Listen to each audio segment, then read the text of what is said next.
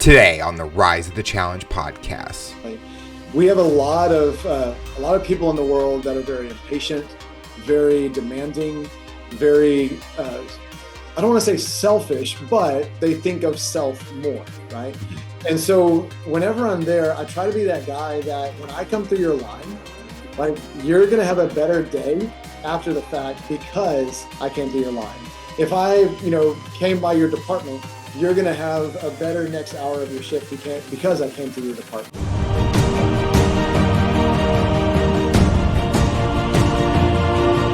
Welcome to the Rise of the Challenge podcast. Joining today, he's an athlete, content creator, speaker, and motivator. It's Neil Krebs. How you doing today, Neil? I'm fantastic, Alex. How about yourself? Doing so good. We are so excited to have you on the show to talk about your rise to the challenge. What we like to do with all of our guests is go right to the beginning. Talk about where you're from and what you like doing growing up. Man, we're winding it back to the beginning. So, was born and raised in a small town called Brenham, Texas, little north of Houston, little southeast of Austin, and really just growing up, it was interesting because we're a very sports-driven town. Coincidentally, and I'll get back to it, I'm back in Brenham after several adventures, but very sports-driven town, very country-oriented. The county fair is huge. Bluebell ice cream, if you're ever familiar with it, yeah. Founded here, comes from here. And so growing up, man, it was really interesting because I was never a big sports kid. I played some sports coming up through like middle school and some of those eras, but never really fully kind of fit into that culture. Part of that was because I was a little bit of a small fry for my age. I was maybe 4'9", 4'10", maybe weighed $115 going into high school. Football scared the mess out of me because I was like, man, I'm going to get creamed. And so I found all of my joy in a lot of other things. So I went to work as soon as I turned 16, was never really afraid of a challenge. So I thought when I was younger. And so found myself in a lot of interesting situations where I've got to work in multiple jobs in facility management and all kinds of things. But never really found what I enjoyed. And so whenever I graduated high school and went off to college, I had kind of this desire to do film. I wanted to go do movies in Hollywood, and whether that was to make them or to star in them, I'm not really sure in hindsight. But I ended up at North Texas University up just a little north of Dallas for a semester. Left there, went to Florida to a university called Full Sail for about 3 months before realizing the film industry was not quite what I wanted to be a part of. You see, I grew up in the church. Personally, I have a strong faith. And so at the time, I began to go into a lifestyle trying to fit into that film industry that I wasn't really proud of. Mm-hmm. And so after realizing like, this isn't what I want, jetted back to North Texas, decided I was going to go into business. Still kind of fell in with some different people that, I was like, you know what, I'm tired of not being the cool kid and I'm tired of being the small kid. So I got some friends that drug me to the gym, started working out, trying to be the big guy and tried to be the cool guy, which as we get older, we realize trying to be the cool guy doesn't always work out in the long run, right? It can be a lot of fun. Unfortunately, though, kind of led me down a dark path. Ended up dropping out of college, actually, graduated high school 2005, dropped out of college in 2007 in that fall, and ended up just going to work. Decided, you know what, college isn't for me. I don't know what I'm going to do, but I got to earn some money. So I found myself working for a grocery company called HEB. Anybody in Texas is going to know that name. It's a huge grocery chain around here. And worked my way up the ranks until I finally got to a point where I was actually managing our central checkout. And again, through that journey, just continuing to take on challenge after challenge and figuring out, okay, like if I just put my mind to something, I can kind of do it. So let me see what I can do here. After 5 years in the grocery industry, met my now wife, had our first son, and 6 months after he was born, realized I don't want to work retail anymore. I was leaving the house before he woke up. I was arriving home after he had gone to bed. And so I was missing all those kind of crucial moments. As I made that transition, again, still no clue what I wanted to do with life, but just took on whatever came my way.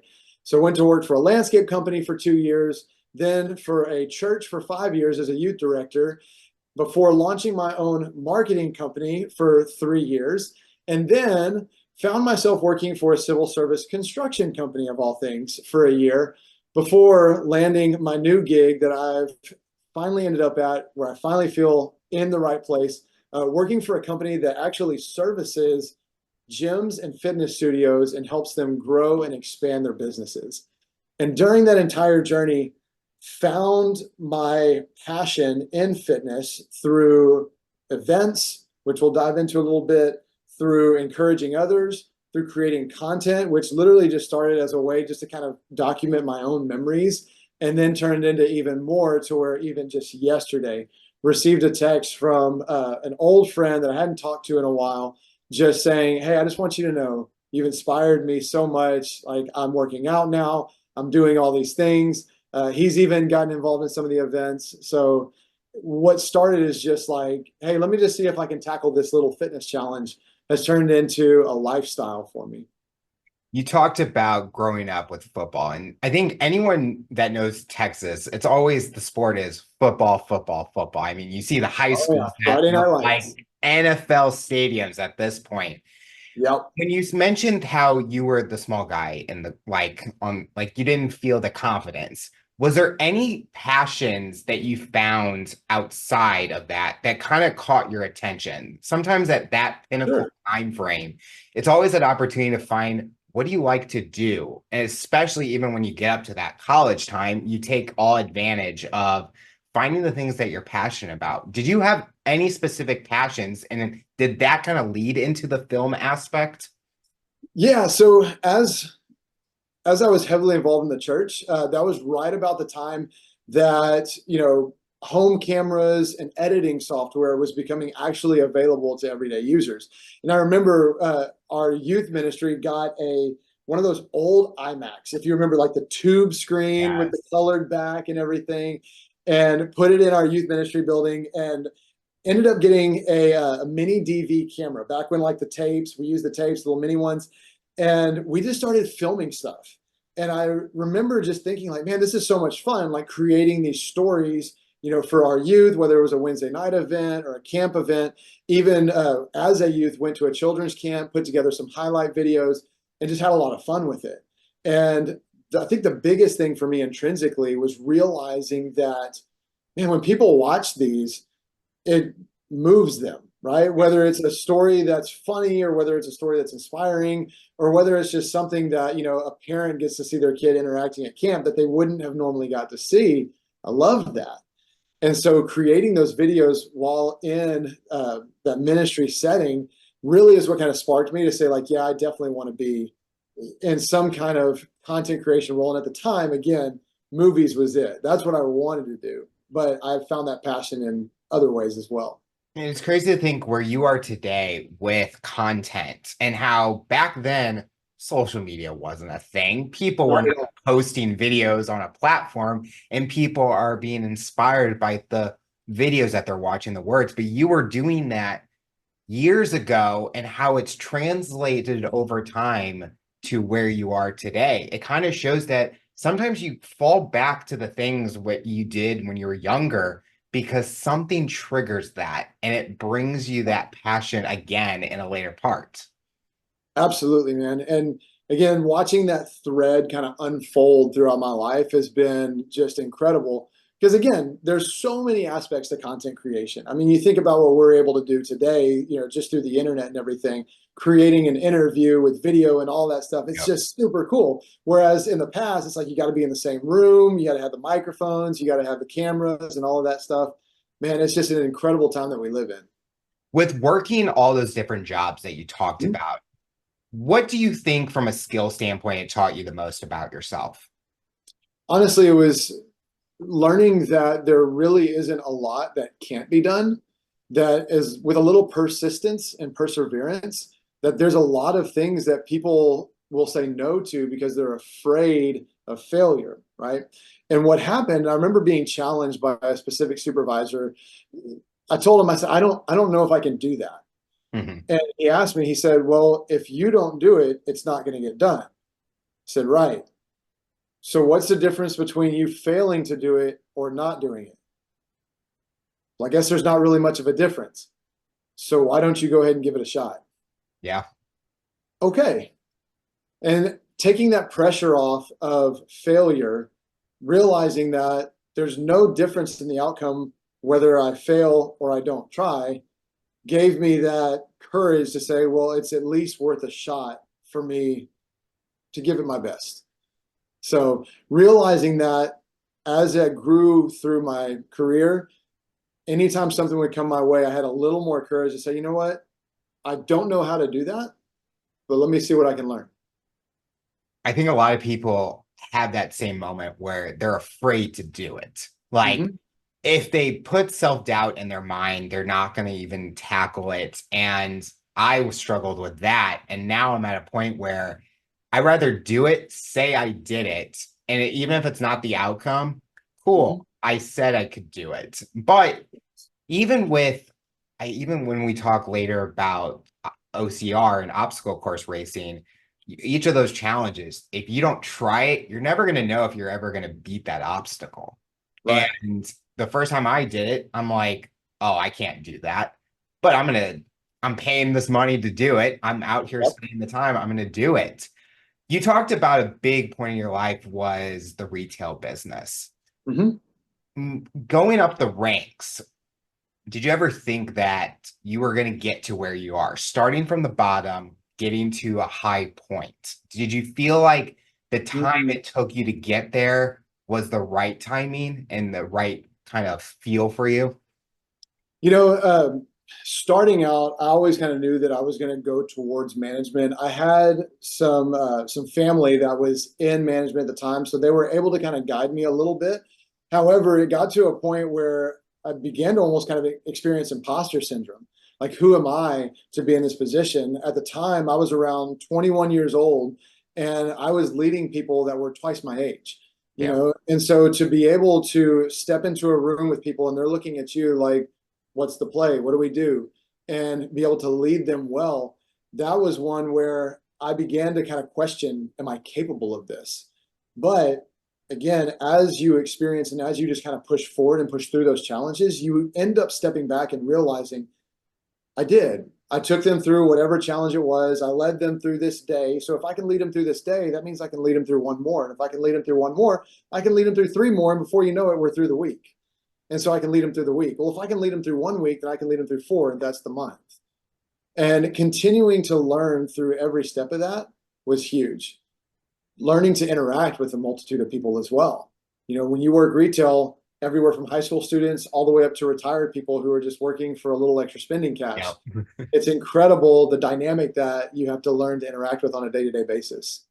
The grocery business is one of those. I worked at a grocery store for 4 years. And like you mentioned, you're talking to so many different age ranges that you think that you won't get along with each other just Right. because different areas in life, different experiences.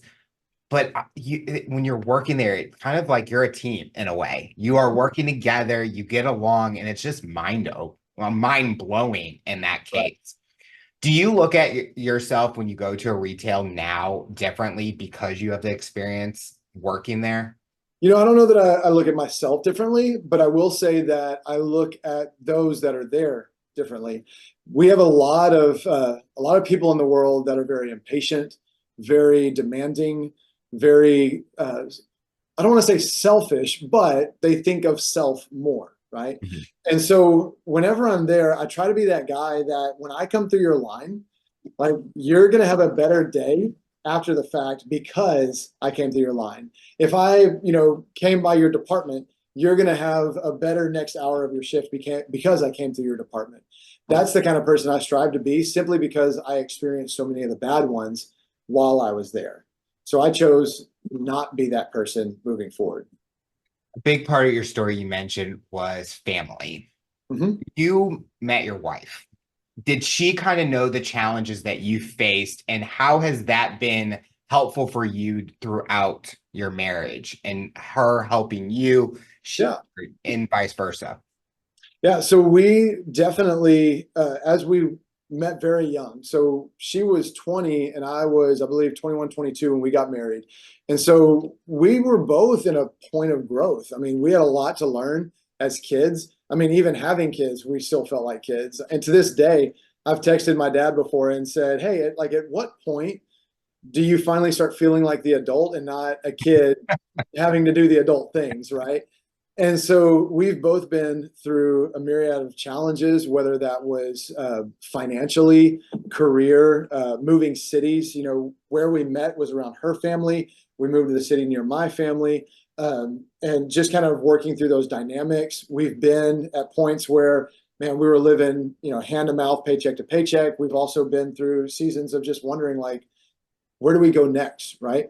I think because we were together so young and experienced so much of that life together, it's given us a stronger bond because we've, you know, for lack of a better term, walked through hell and back together Yeah. through a lot of situations, both experiencing and learning new things respectively. With going through those challenges, you talked about living paycheck to paycheck. How did that take a toll on you from a mindset standpoint? Yeah, man. I mean, when you're providing for a family, a wife, and not just a wife, but you know, now three boys, it's challenging to look and say, man, how am I going to bring it home for them? You know, recently our middle one, you know, got braces, and so it's like that's a huge expense.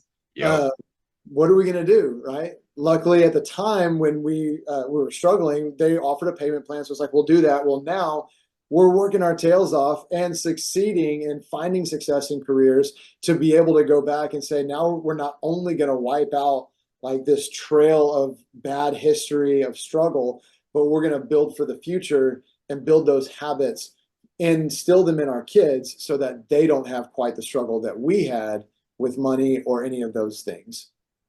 You also mentioned about the changes with families where Mhm. moving around. Where were those different places that you were living? And like, how did you end up where you are today? Ah, great question. So to kind of track back through my story, so born and raised here in Brenham. After I had my stint in North Texas and Florida, back North Texas, I landed back in Bryan College Station, which is about 45 minutes. Because anytime you kind of drop out of school, you don't want to be that guy that moved home, right? Mhm. So I got as close as I could to home, but in a different city to where I didn't technically move home. So that's where I met my wife, was in Bryan College Station. Whenever I went out of retail and moved back to Brenham, when we brought our family back here, Brenham does have a very young family vibe, right? So it's a great place, kind of small town, a lot of different events and activities that go on around here. And so moving back here, we had some family help from my side, whereas her family had helped, you know, in the earlier years. But it was a challenge because we had to kind of navigate going from seeing family, some of her family every week to now seeing them maybe once a month, you know, and now seeing my family week to week versus having only seen them once a month. So definitely a challenge of navigating, but again, because of the challenges we had been through before, knowing that, hey, look, it's not a you versus me. We're on the same team. And so we're going to work towards a solution together and an understanding together. So that was kind of what brought us back here. However, again, long gone from the job that brought us back here. Have worked very few jobs here. Most of them have been either an hour away or fully remote. So even when I had my marketing business, working with people from Dallas, some out of state, you know, when you work a digital marketing company, it's not really a limit to who you can work with.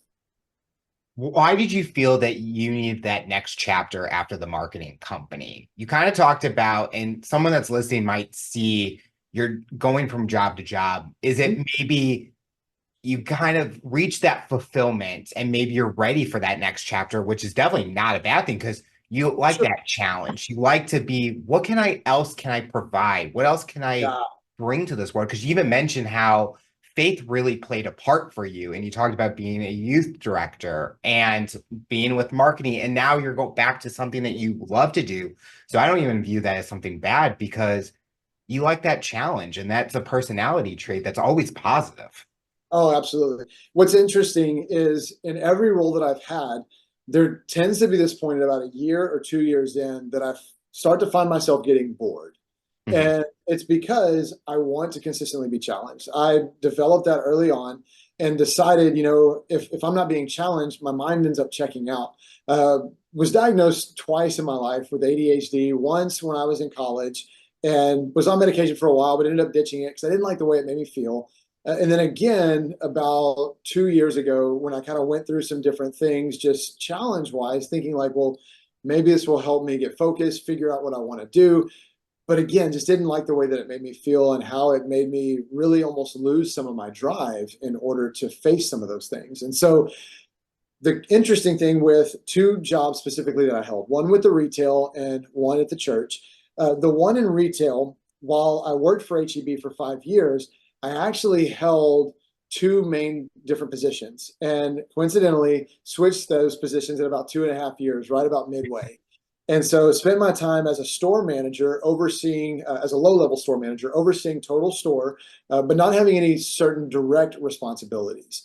And after kind of mastering that level, if you will, decided, okay, well, I want the higher pay and I want the responsibility. And if I ever want to move into top store leadership, I need to be over a department to be able to have those numbers to prove that. So, what's the next challenge? And service department, managing people, working with people, central checkout. So that's the direction I went. And again, it was the birth of my son. While I was on track to go towards store leadership, it was the birth of my son that made me realize, you know, when is retail busiest?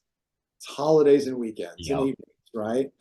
And so I really didn't want that for my kids growing up. I wanted to be there during the holidays. I wanted to be at home on the weekends and on the evenings. So that's where I decided, okay, it's time to make a shift. And making that shift was more out of seeking stability in my schedule than it was out of seeking a challenge.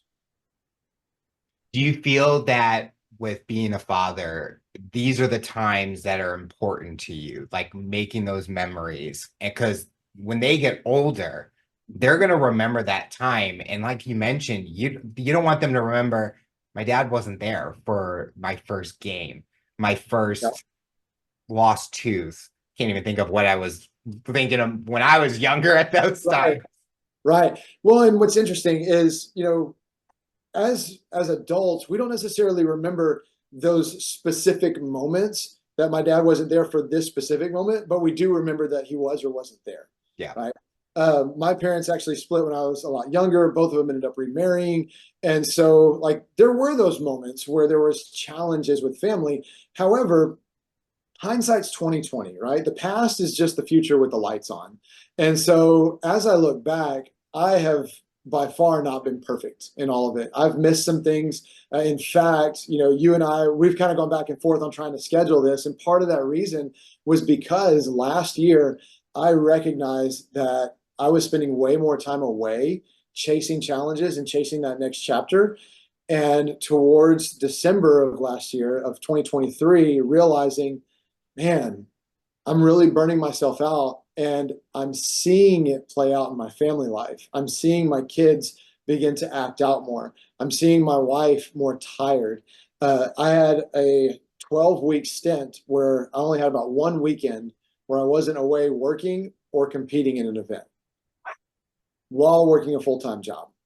And so while I still love the events, I still go to them. This year, I've put a hard rule in place, more of a guideline and a hard rule.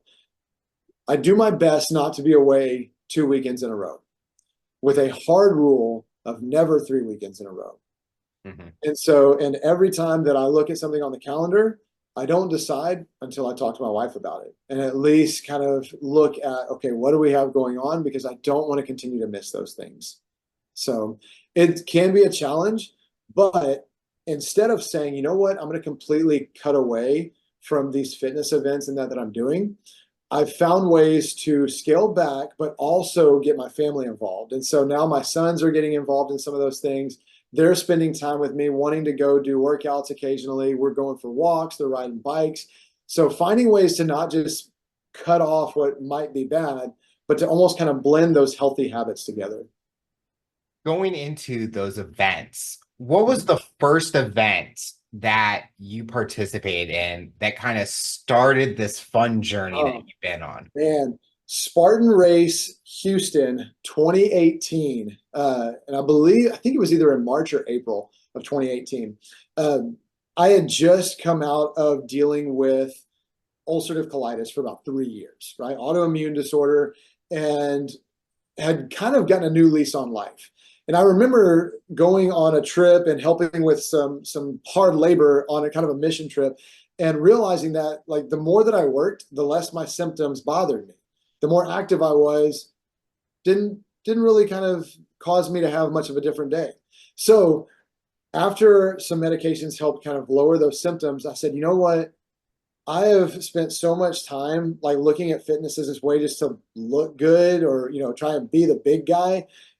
Maybe I need to kind of look at it from a different perspective. Maybe I need to look at it like, let me get healthy. Let me do something with my fitness. Let me have a reason to train. So I had a buddy of mine actually invite me to an obstacle course race, Spartan Race Houston 2018. And I remember the day before, I had just paid like 200 something dollars to go run this race, because you sign up last minute, you're paying a premium. They have all the discounts up front, early bird specials, all of that. But I paid a premium because it was last minute. It was my birthday gift, from my wife to me. I said, hey, I want to do this. She said, if that's what you want for your birthday, go ahead and sign up. Great. Sign up. Day before, my buddy calls me and says, hey, man, I'm so sorry. I've got to work tomorrow. I'm not going to make it. And I'm thinking like, I just spent a lot of money on this. I'm not going to quit. I'm going to go out there. I'll figure it out. So I go out, no clue what's going on. I check in, and there was a group of 3 people at the start line that said, man, who are you with here today? And I was like, I just showed up by myself. The buddy that was supposed to come ended up having to back out. Why don't you come run with us? 3.2 miles. That's it. 2.5 hours later, because I was in no running shape. I had not trained endurance. I had only trained weights. It took us 2.5 hours to kind of walk through the course and really enjoy it. I remember driving home and thinking, I love this. The community was incredible. And I learned about this thing called a trifecta, where if I ran 2 more races, I got an even bigger medal, because I had just got this first medal ever, right? And so you can see a few of them on the wall behind me. I never won a medal because I was never a sports guy. And so it felt good to win something, even though it was a participation trophy. And so I signed up for the next one as soon as I got home, which was 2 months later, 6.3 miles. I got done with that one, and I said, what's the last one? Well, it's 13 miles. Sign me up. And it just kind of landslid from there. I started finding other OCR races, other fitness events, got involved in a local CrossFit gym, because the one obstacle I failed was the rope climb. And I could not believe that I could not climb a rope. So I Googled how to climb a rope. Well, there was a lot of CrossFit YouTubes that were showing how to climb a rope. So I looked up the local CrossFit gym and said, well, let me go there. They've got a rope hanging from the ceiling, and joined there, got involved in even more events now. And again, just continued to find things that for me was like, can I do that? Let's go find out. With all the different types of events you've done, if you had someone listening and they're like, what is considered the perfect type of event to start out at? And what is the one that I really want to really, truly test myself? Ah, man, that's a great question. So in all honesty, I'm a little biased because I'm a Hyrox ambassador. And so honestly, the Hyrox arena, for anybody that's looking for kind of a fitness challenge, while the solo race may be a little bit of a challenge for somebody just starting their fitness journey, they have a relay race. And so the entire competition divided up into 4 segments. You can take on a quarter of it, which is pretty achievable by 99% of the population. Go and have fun. The atmosphere is electric. The music is pumping. The lights are flashing. They know how to throw an event. And so if you're looking for something that's fun, has a built-in community, and a great starter challenge, that's a great place to start. Coincidentally, it's also probably a great challenge for anybody in their kind of fitness prime, if you will, to challenge themselves across all kinds of fitness, because it's not just a strength event, it's an endurance event as well. You're pushing a 400 something pound sled, but you're also running 8,000 meters and skiing and rowing 8,000 or thousands of meters. So a lot of endurance and a lot of strength required with that. looking at all the medals, the one item behind you that caught my Mhm. eye was the Tough Mudder one because I just Yeah. completed my second Tough Mudder. And I was kind of like in the same boat as you with when I did my Mhm. first one. A friend told me, "Oh, you should do this." And I did it. I'm not the athletic person, never was, thought I was, did it. After I did, I'm like, I have to do another one. This Yep. next day, or a few months later, my friend and I signed up for the second one. Yep. And doing that second one, it just gets me more excited. Already signed up for my third one. And I feel like after this one, I'm like, okay, I got to try a different style. So I thought about Sure. Spartan. I've seen like the CrossFits. But then when you mentioned Hyrox, I'm like, I keep seeing all these videos out there. And it seems like that is growing in popularity. And it's like, okay, there's more out there. But to me, I Yeah. always have that rise to the challenge mentality. And these events are those. You rise Yeah. to the challenge to see, can you do it? Do you have the will like a gladiator to conquer it? Yes. And honestly, man, so let's pull it off the wall here. I'll show you one of the Spartan Ultra buckles that I received, Oh, wow. 30 plus miles, right? Here's the interesting thing. I had never run more than 12 miles when I went into that race. Hmm. And so what happens is you get to a point where your mind and your body both are like, I don't know about this. I don't know if this is going to happen. And you have to really kind of decide, am I going to continue to move forward or am I going to call it right here? I've actually done 3 Spartan Ultras now. My first one, I was at about mile 22 when a medical UTV was driving by me and they kind of looked at me and I just waved. And I remember almost thinking they could just pick me up. Like my knees, one of my knees is already locked up. I can feel the other one going. My body is shot. I feel horrible. In about mile 24, I actually broke down in some tears, thinking like, I'm not going to finish this. This is not going to happen today.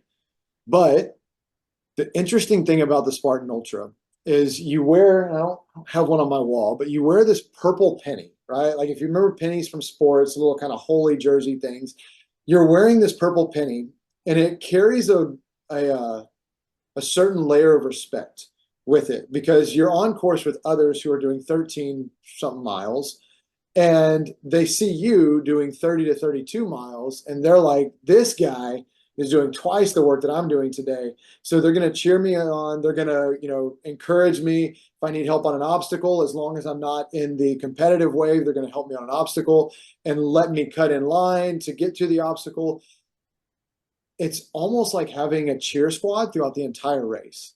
And right about that moment that I was ready just to kind of break down and give up, I came upon a group of people that parted the waters on the trail, start clapping, like, let's go, Ultra, let's go. And I remember that was just enough to get me moving again and to say, okay, I've come 24 miles.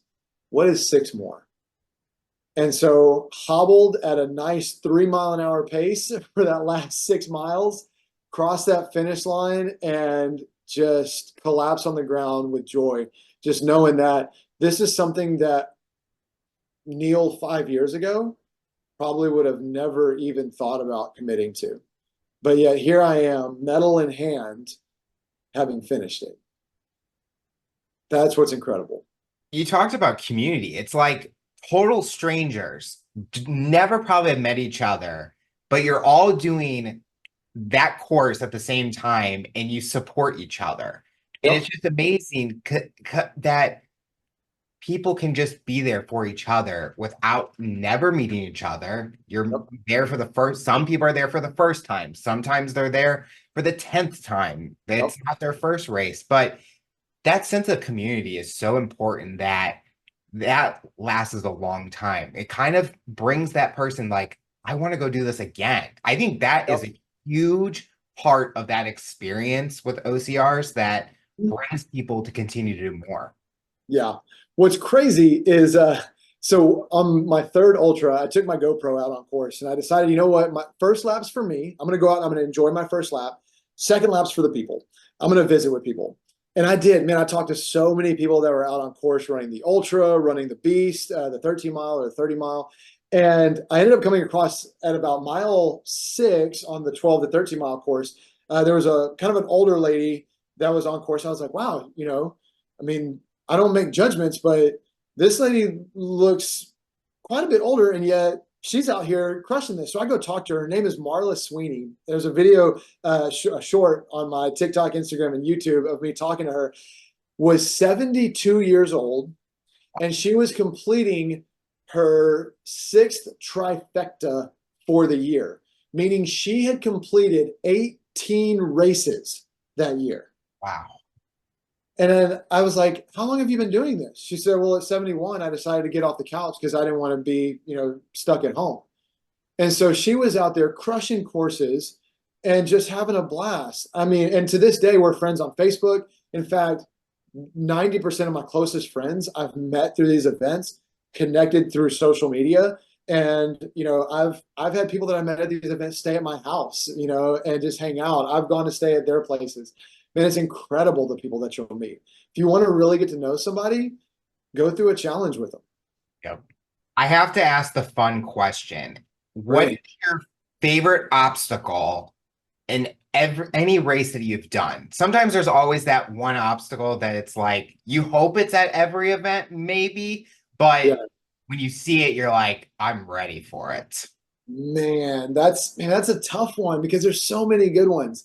I'd have to say probably one of my favorite to see on course are like the different multi-rigs that get put together. I'm a very when you think about fitness, you think about strength, agility, and endurance, right? I'm a very agile person.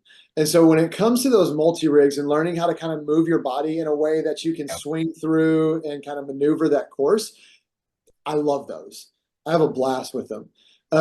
However, just really anything that's going to challenge my body. If you've done Tough Mudder, you're probably familiar with electroshock therapy at the end. Yeah. Yeah. So I remember my first Tough Mudder. Um, I kind of like did this whole like maneuver through it thing, and because I didn't want to get shocked.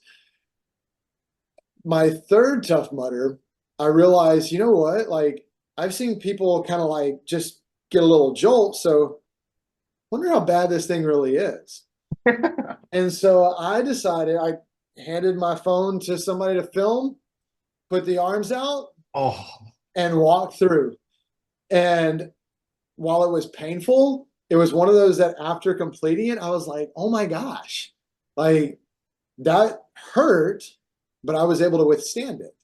And coincidentally, it ended up being like one of my top viewed TikTok videos. It's just under 5 million right now. And so apparently other people like to see other people suffer. So it's so interesting to see when they post those videos, like how people maneuver. I remember the first one because my friend was like, you have to do it if it's your first one. Because if you say you didn't do it, then you didn't get that experience. Did yep, it? I think I got shocked like 3 times. The yep, second time I was like, oh, do I really want to do it? But then I saw a group of women that were freaking out. And I'm like, okay, I'm gonna go help them and go through it. yeah, So we all did together. I think I got shocked like 10 times. And I'm like, it would be the second time I get more. But to me, yep, it's like going back now, the third one, I'm like, oh, I'm doing it. I'm gonna do it because it's like that signature moment where hmm, you have to cross that finish line. But if you didn't get shocked, you didn't really do the whole course, in my opinion. yep, absolutely. And the cool thing is too, like you said, there are going to be people standing there questioning whether or not can I do this? Yep. Am I capable? Do I want to? To be able to see somebody go through it oftentimes can spark that courage for them to say, okay, they did it, I can do it, right? Because oftentimes, recently I heard a guy use this phrase, and I'm totally stealing it because I love it. We say things are hard. However, when we think about 100 pounds, lifting 100 pounds, is it hard or is it not hard? Well, it really depends on who you ask. Hmm. When we're looking at a challenge, something isn't necessarily hard or not hard. It may be harder than you want it to be, but it's only as hard as you make it. And so the more times we face those challenges, the more times you walk through that electroshock therapy, the less hard it becomes because you're used to it. The more times you take on those obstacles on the course, they become less hard because we put in the repetitions. And so the more times we take on challenges, whether that's on the course or in life, the easier it becomes and the less hard challenges become because we put in those reps. When you're not working, when you're not doing the races, our listeners really like to learn even more about the guests. What do you like to do for fun that maybe people don't know you like to do? Oh, man. I mean, pretty well. I mean, fitness is really it. I love creating content, obviously, but I love just interacting with people. If I can end my day having inspired someone, then it's worth it. It's not always publicly either. It may be through Instagram DMs, or it may just be through an interaction that I have at the grocery store.